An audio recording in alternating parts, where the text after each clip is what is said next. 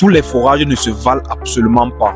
J'ai ces forages avant de se lancer dans la réalisation d'un nouveau projet qui donne ce type de résultat.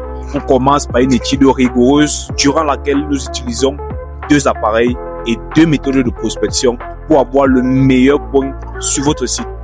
Si tu as un site sur lequel tu auras régulièrement besoin d'eau au quotidien, alors il faudrait absolument choisir dès maintenant l'ouvrage qui te permettra de l'eau couvrir totalement. Sur ce site, par exemple, on a réalisé un forage il y a de cela quelques temps. Mais avant d'arriver à ce type de résultat, on a commencé par une étude préliminaire.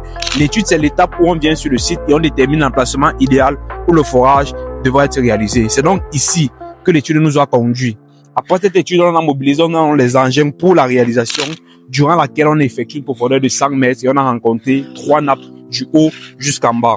Et c'est donc après cette phase de foration qu'on fait l'aménagement par une pompe qui est directement immergée à l'intérieur et on obtient ce type de résultat.